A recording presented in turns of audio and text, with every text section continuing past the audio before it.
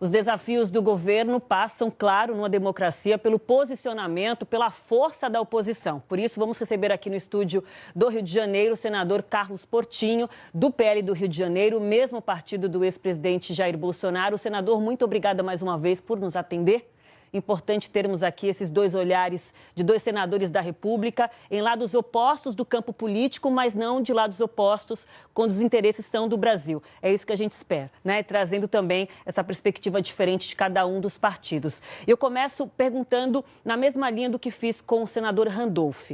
A articulação política por parte do governo e os desafios diante de aprovações difíceis como o arcabouço fiscal e a reforma tributária casada com isso, mas o arcabouço me parece, no primeiro momento, de extrema necessidade, até para que a reforma tributária ganhe uma forma mais final, digamos assim. Como é que o PL se articula nesse sentido? Como é que vocês entendem os debates que já estão sendo levados adiante? Não é de hoje, né? Tanto no Senado quanto na Câmara, há muitas PECs sendo aglutinadas e debatidas. E como o governo federal, o executivo, tem se posicionado nesse assunto, como é que o PL entende o papel da oposição nesse processo? E se o senhor garante isso que o senador Randolph acabou de dizer, que vai aprovar, inclusive, uma primeira etapa ainda nesse primeiro semestre da reforma tributária. Tem ambiente para isso? Grandes apostas do atual governo, grandes desafios, um pouco de excesso de otimismo para fora, muita preocupação do governo para dentro, é fato.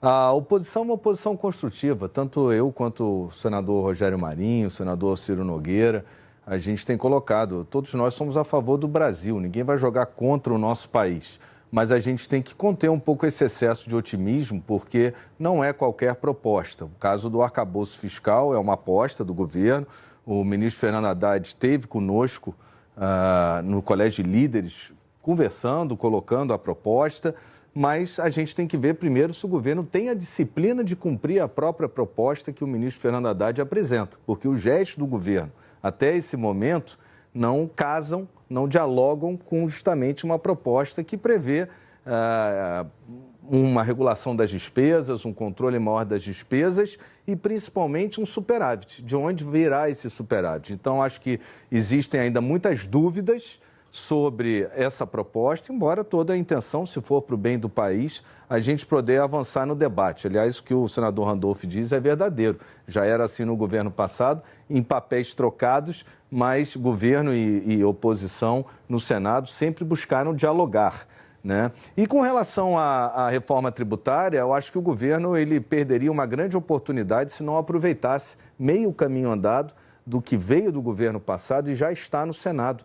Tanto a reforma que diz respeito ao imposto de renda, já aprovada na Câmara, que está no Senado, quanto a própria reforma, a PEC 110 ou a PEC do senador Eurivisto, que faz alguns ajustes que poderiam ser aproveitados. Já teria meio caminho andado. O setor de serviços de comércio muito sacrificado, uma preocupação da oposição sobre o que vai recair para a classe média, principalmente o setor da educação, que pesa no bolso aí da classe média, dos mais pobres, que também fazem uso das creches privadas, muitas vezes, por não ter o acesso à educação como deveria, né? E o setor de comércio. O setor da indústria parece que está bem resolvido, então, por isso, se aproveitar meio caminho andado, seja a PEC 110, seja a proposta do senador Eurivisto, é um ajuste que pode ser feito e ganhamos tempo com isso. Aí, talvez, o senador Randolph, no seu otimismo, esteja certo de que até julho, meio do ano, quem sabe, embora acho ainda bem otimista a proposta. Para liquidar essa parte da tramitação dessas duas pautas fundamentais, arcabouço fiscal e reforma tributária,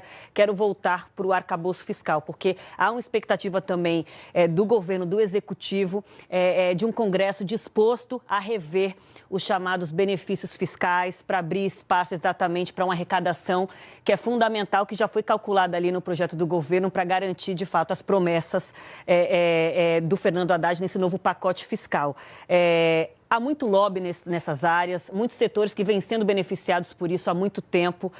Como é que o senhor entende o papel que o PL terá e a disposição para rever, de fato, benefícios com essa ideia de que todo mundo tem que lidar com as mesmas regras do jogo a partir de agora, senão a gente vai sofrer esse problema de novo lá na frente? Esses benefícios fiscais são remendos que, na falta de uma reforma tributária, né, foram sendo criados para setores produtivos, é bom que se diga, setores que geram emprego, muitas vezes até condicionado a essa geração de emprego. Então, acho que o que a proposta do ministro Fernando Haddad traz, e ele deixou bem claro isso, não é só o Poder Legislativo. Ele diz que vai caçar os jabutis, né? Os jabutis que vêm lá do Poder Judiciário, porque muitas vezes as leis são aprovadas no Congresso e o Poder Judiciário, o STF em especial, ele amplia, né, esse alcance da lei e aí ele cria o que o ministro Fernando Haddad disse, né, os jabutis, que não é só no legislativo, que muitas vezes vem ali no texto da lei. Às vezes eles são criados pelo próprio judiciário. E aí tem que saber se foi combinado isso com os russos, como dizem, né? Então, já que o senhor falou de STF, Cristiano Zanin sendo confirmado como indicado do presidente Lula ao Supremo Tribunal Federal. Haverá sabatina na CCJ, no Senado, depois da aprovação final.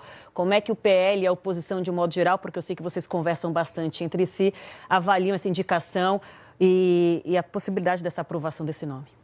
O requisito que a lei exige é notório saber jurídico. Isso qualquer estudante de direito que passar na prova da OAB possui.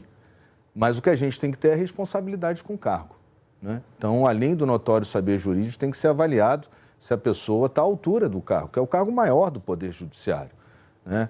Então, um advogado que tenha uma relação pessoal com o presidente, e tão próxima, né, vindo por acaso, de uma lava-jato desmontada, né, que a sociedade não inventou aquilo, a gente assistiu o que aconteceu. Podem ter tido excessos, podem ter argumentos a favor ou contra, mas a gente viveu o que aconteceu, né? Dinheiro sendo devolvido, gente sendo presa e agora um desmonte disso tudo. Eu acho que o presidente Lula ele tem a oportunidade de indicar bons nomes, como indicou o Aires Brito no passado, é bom registrar, como disse o senador Randolph, né? E eu não vejo por que um desgaste num nome que talvez tenha uma maior dificuldade, sem prejuízo de que, no mérito, em princípio, notório saber jurídico ele tem, assim como qualquer estudante de direito que passou numa prova da OAB.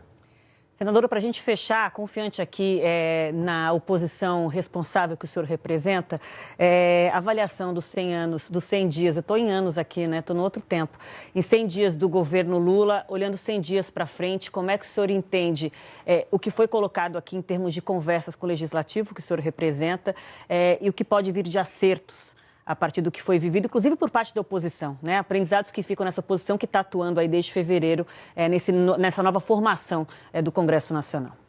100 dias é um marco para qualquer governo. Para esse governo, talvez ele diga que é pouco para mostrar resultado. Para quem assiste, talvez já tenha sido muito tempo.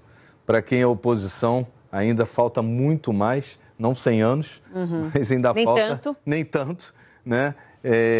Mas a verdade é que o governo, no que ele aponta como sucesso, Bolsa Família é o Auxílio Brasil, cujo valor de R$600 veio do governo passado, até uma PEC de minha coautoria, aprovada em agosto.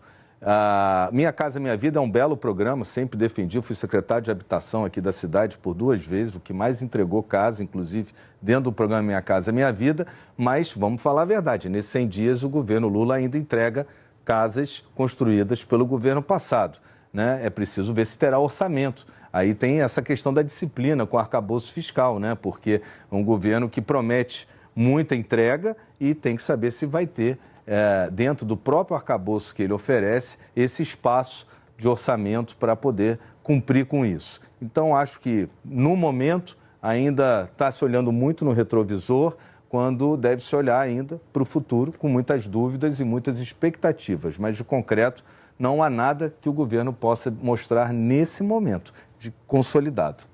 Senador, muito obrigada. Que bom recebê-lo aqui. Prometo chamá-lo novamente para a gente olhar para os próximos 100 dias, não para os próximos 100 anos, porque não vai ser possível, mas 100 dias... Não estaremos lá. O senhor vai voltar aqui para a gente conversar novamente. Acho que é importante esse olhar continuado para os processos, sempre olhando para o que é urgente e importante para o Brasil, contando também com uma oposição que está comprometida com isso acima de